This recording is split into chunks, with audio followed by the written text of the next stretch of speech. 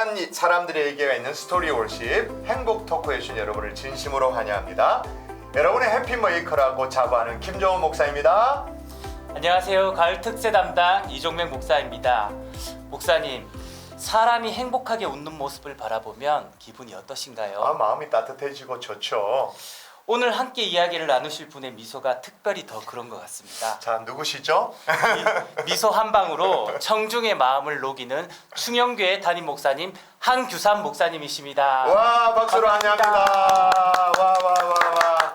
여러분 너무 행복하실 것 같은데 이번 특세 지난주였죠? 은혜 많이 받으셨을 텐데 오늘 스토리 월십을 보고 계신 우리 성도님을 향해서 우리 먼저 목사님께서 축복의 말씀, 인사의 말씀 먼저 해주시도록 하겠습니다. 네, 이런 얘기 들었습니다. 사람에게 중요한 것은 스펙이 아니라 스토리다. 네, 스토리 월십. 여러분들에게 여러분 인생에 스토리가 있고 그 스토리의 중심에 예수님이 있기를 바랍니다. 반갑습니다. 와, 스펙이 중요한 게 아니라 스토리가 그러니까 스토리 월십이 딱 맞는 거네, 그죠? 목사님께서는 또 반 모태신앙이라고 그렇게 표현하시는 것으로 알고 있는데 어떻게 예수님을 믿고 목회자의 길까지 걸어오게 됐는지 우리 성도님들이 궁금해하실 것 같아요. 어머님은 이제 믿음의 집안 분이셨고요. 네네. 아버님, 할아버님은 이제 믿음이 없으셨다가 이제 마지막에 이제 죽기 전에 예수님을 영접해서 주님 품으로 가신. 그래서 반 모태 신앙. 저는 교회에서 자랐지만 네. 집안에서는 아버님이 믿음이 없으셨기 때문에 집안적인 그 신앙은 받지 못하고 자랐던 이제 그런 환경에 있었고요. 근데 이제 성장하면서 고등학교 때 하나님이 이렇게 특별히 부르셨어요. 저희 집안은 법률가 집안이었습니다. 그래서 할아버님도 법률가. 할아버님, 아버님 다 이제 그 당시에 고시를 패스하셔서 이제 변호사 또 이제 겸용해서 다른 일들을 하셨는데 저는 어릴 때부터 법관이 돼야 된다는 이런 집안적 사명을 띠고 태어나서 자라다가 주님이 마음을 이렇게 사로잡으시고 또 환경적으로 부르셔서 특별히 기도하게 하시고 기도하는 중에 이제 신학을 공부해서 목회자가 될 수 있도록 그렇게 기회를 주셔서 참 감사하죠.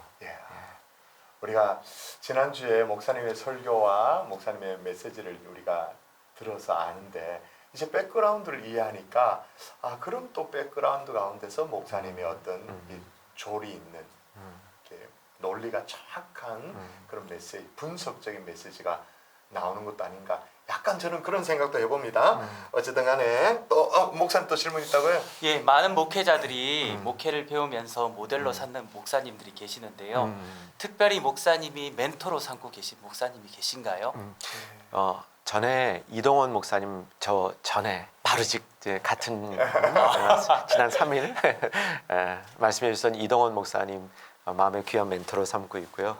또 홍정길 목사님도 그런데 이제 나이가 좀 되다 보니까 위에 어른들의 멘토로부터 배우시는 것보다는 어쩌면 저희 이제 동료 사이에서 서로 멘토가 되어주고 있는 부분이 필요한 것 같습니다.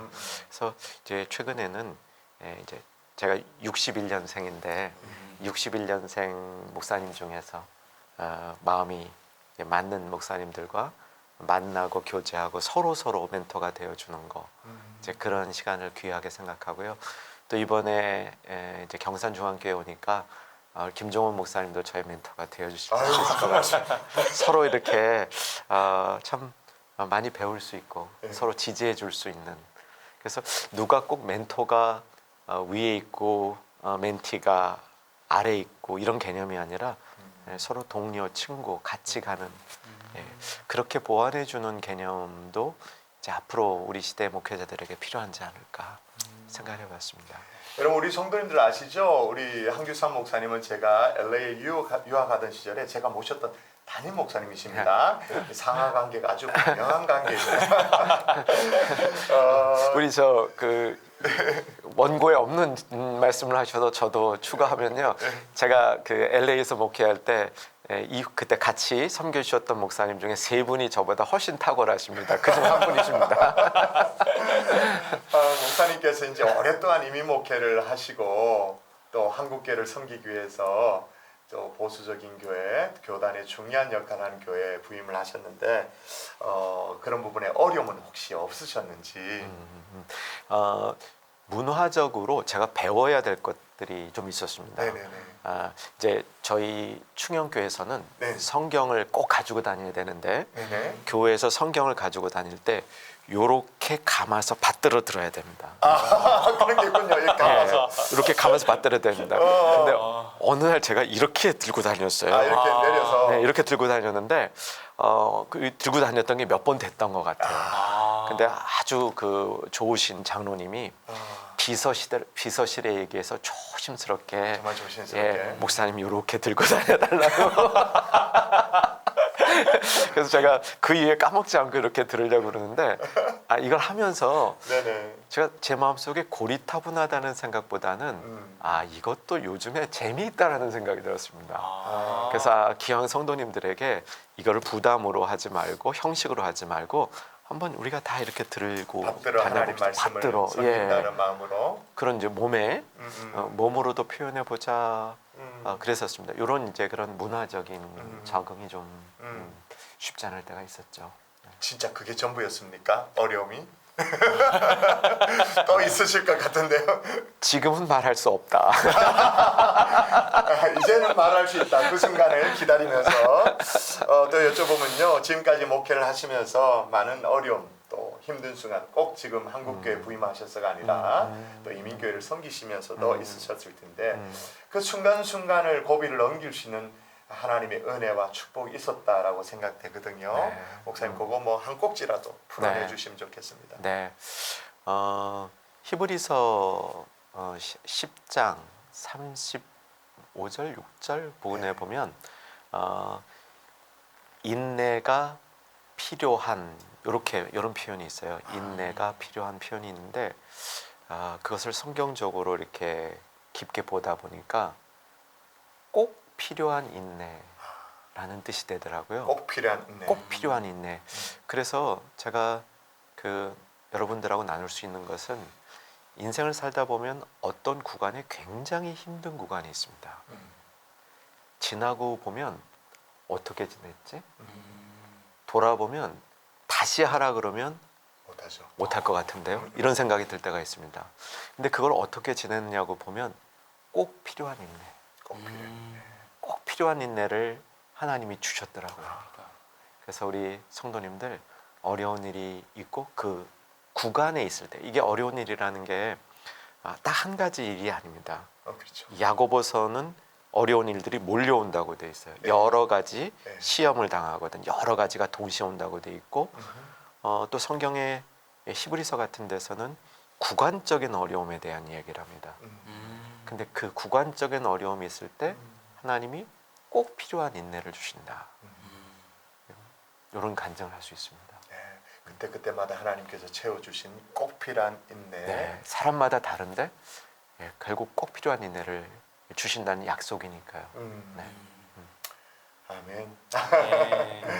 구간의 어려움을 당하고 있는 우리 성도님들도 이제 구간의 어려움 있다는 것 기억하시면서 인내하시면 좋겠다 생각하네요. 네. 목회자로서 가장 힘이 들어가고 고민이 되는 부분이 또 설교가 아닐까 생각되는데 목사님만의 설교를 준비하는 방법이 있을까요? 이건 진짜 뭐랄까 노하우인데 청기누설을 하셔야 되는데 저는 본문과 씨름을 많이 합니다. 본문과 씨름. 본문과 씨름은 주로 이제 월요일 아니면 화요일 주초에 하고요. 이제 주말에는 이 씨름에서만 내가 이제 이해하고 전달하고 싶은 메시지를 찾아낸 본문, 그 본문을 어떻게 전달할까. 그래서 이제 설교 준비를 주초와 주말에 나눠서 하는데 주초에는 하나님 말씀 본문 자체를 연구하고 이 본문이 어떤 메시지를 주는가, 또 어떤 방식으로 메시지를 전달하는가 거기에 집중하고 이제 주말에는 성도님들에게 어떻게 전해서 성도님들이 듣고 이해할 수 있도록 이걸 배치할 건가, 어떤 순서로 전할 건가, 성도님들의 지금 상황과 마음은 어떤가, 그런 것들을 파악해서 하는데 늘 설교는 어렵고 하면 부족하고 후회도 되고 다시 하고 싶고 그런 게 설교자들의 목사님 계속적인 말씀은 이제 텍스트와 성도들의 컨텍스트를 함께 주초와 주 후반부 이렇게 나눠서 준비하신다고 그렇게 말씀하셨는데요. 목사님이 더 잘 설명해 주셨네요. 근데 이제 현실 목회를 하면 언제나 시간 싸움이잖아요. 예. 주초에 무슨 일이 터질 수도 있고 예. 뭐 장례가 있을 수도 있고 중요한 미팅이 있을 수도 있고 이 시간 싸움을 어떻게 하시나요? 그 악착같이 해야 됩니다. 아. 철저하게 악착같이 악착같이. 해야 되는데 그래서 이제 훈련이 필요하고요. 제 경우는 아침 시간에 이게 좀 이렇게 격에 집중합니다. 많은 목사님들이 그렇게 하시지만 저도 아침 시간은 이제 딱 블락을 해서 거기서 이제 말씀을 되게 주의하고 말씀 이렇게 이제 둘러보는 그리고 이제 그런 때 불가피하게 그런 시간을 놓치는 주간에는 이제 틈틈이 해야죠. 틈틈이 예. 아유 이게 진짜 현실적인 문제로 저에게 와닿아서 성도님들 잘 모르시지만 우리 목회자들이 한 주당 하시는 설교 양이 너무 많습니다. 그렇죠. 그래서 현실이라 피할 수는 없는데 네네. 보통 이제 목사님들 한 분 한 분이 이 설교 말씀을 이제 우려내서 담고 소화해서 전달할 수 있는 절대 시간이 늘 부족하죠. 그래서 우리 성도님들도 많이 좀 그 부분을 이해해 주시고 또 이제 특별히 교회 리더 되시는 장로님 같은 분들, 목사님들의 설교에 많은 시간을 좀 가질 수 있도록 여러 가지 배려를 해주시면 결국 성도님들이 더 풍성한 말씀을 들어서 교회 은혜가 배가 되리라 생각합니다. 어떤 분은 그런 말씀을 하시더라고요. 한국 교회에 이렇게 메시지 말씀의 퀄리티를 높이려면 절대적으로 설교 횟수를 줄여야 된다. 네. 그런 부분에 동의하세요, 목사님 어떠세요? 저도 동의합니다. 이렇게 불가피하게 이제 혼자 목회하셔야 되는 상황에서는 목사님이 새벽 기도부터 쭉 하셔야 되는데 이제 동역자가 같이 설교할 수 있는 그런 구조가 허락이 되면 이렇게 경산중앙교회 같은 이제 대형 교회가 되면 특별히 이제 담임 목사님 같은 경우는 주요한 설교에 집중하실 수 있게 하고 여러 다른 설교들은 함께 동역하시는 부목사님들도 차근차근 훈련하시면 설교가 많이 늘어요. 저는 이제 그런 경험을 많이 하는데 처음에 저희 교회 부임하실 때 하고 몇 년 지났을 때 거의 떠나실 때쯤에는 이 설교의 성장률이 굉장히 높고 또 사실은 어떤 한 분이 은사가 있어서 설교를 잘한다 하더라도 다른 분이 설교하시는 가운데 성도들이 받을 수 있는 또 다른 은혜의 흐름이 또 있습니다. 그렇죠. 그래서 성도님들도 이제 옛날 생각에는 다 담임 목사님이 하시는 걸 선호했는데 이제는 그것도 좀 이렇게 잘 나누어서 하면 더 교회가 풍성해지리라고 생각합니다. 아유 감사해요, 목사님. 또 이제 목사님 가정사로 좀 넘어가서 사모님과 가족의 동력이 무엇인지 목회에는 꼭 필요하지 않습니까? 무엇보다 필요한데 목사님의 사모님 또 자녀들 어떤 분인지 잠깐만 이렇게 소개해 주시면. 네. 제 아내는 미국에서 태어났습니다. 장인께서 미국에서 공부하실 때 태어났고요. 어릴 때 한국에 들어와서 초등학교를 마치고 다시 미국으로 가서 이제 미국에서 중고등학교 마치고 있다가 지금은 한국에 돌아와서 자기 일도 하고 있습니다. 이제 담임 목사 사모로서뿐만 아니라 한국에 오셨던 선교사님들. 그 선교사님들이 특별히 미국 선교사님들이 미국으로 보낸 편지, 그 편지를 발굴해서 이제 번역 또 등등 한국에 소개하는 자료로서 소개하는 그 자료가 아직 없었나요? 많이 안 알려져 있었어요. 그렇군요. 네, 그래서 이제 이 대구 지역에도 존슨이라는 꽤 영향력이 있었던 의사 선교사님이 있는데 그 의사 선교사님의 편지 자료도 많이 안 알려진 자료들이 많이 있습니다. 그렇군요. 네. 정말 귀한 일을 예, 즐겁게 하고 있고요. 예. 자녀는 아들, 딸 둘이 있습니다. 네. 아들은 89년생, 딸은 92년생. 아들은 결혼 아직 안 했고요. 네. 딸은 결혼했습니다. 미국에서 태어나서 지금 미국에 있고요. 신앙생활 예쁘게 하고 있습니다. 그러면 가족들이 다 함께 모일 기회가 그렇게 많지는 않으시겠어요? 1년에 한 번 정도 가질 수 있는 것 같아요. 네, 아쉽죠. 아쉽죠. 네, 예, 아쉽습니다.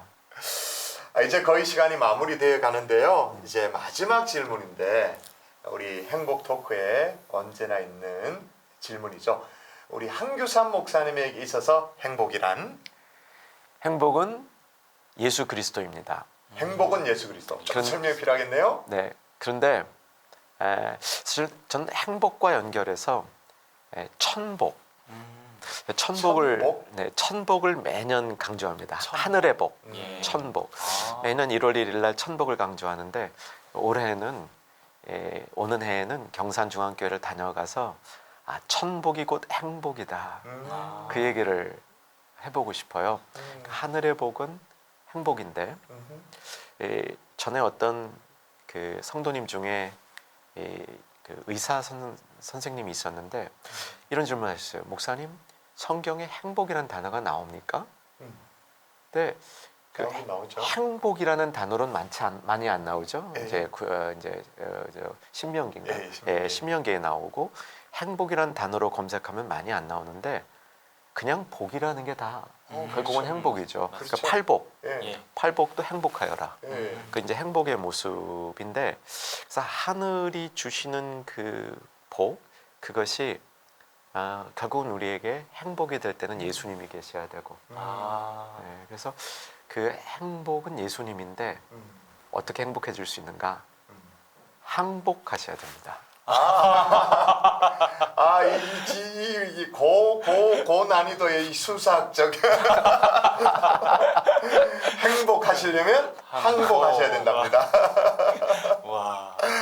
와, 목사님 정말 또 꼭 필요한 메시지 또 꼭 필요한 또 삶의 얘기들을 또 나눠주셔서 감사한데요. 또 우리 또 이 방송을 듣고 함께하는 성도님들을 위해서 마지막으로 우리 목사님께서 기도해 주시고 마무리하면 어떨까 생각됩니다. 목사님 네. 한번 기도 부탁드리겠습니다. 살아계신 하나님, 같이 이 대화를 듣고 행복해지기를 소망한 주의 사람들, 특별히 경산 중앙교회 성도님들에게 주님이 계셔서 행복한 신앙생활 이어지게 하시고 또 우리의 불순종하는 마음들이 항복함으로 행복해질 수 있도록 역사하여 주시옵소서. 아멘. 예수님의 존귀하신 이름으로 기도하옵나이다. 아멘. 감사합니다. 지금까지 충영교회 한규삼 목사님과 함께했고요. 다음 주 예고는요. 10교구 주현옥 집사님을 모시고 라이브입니다. 현장에 오실 분 또 오시고요. 또 유튜브로 함께하실 분 함께하시고 스토리 월십 행복 토크가 진행되는 것 여러분 기억하시면 좋겠습니다. 모두 주 안에서 행복하기를 바라는 마음으로요. 목사님 우리 이렇게 인사하거든요. 손 내밀어서 흔들어서 인사합니다. 다 같이 행복하세요. 행복하세요.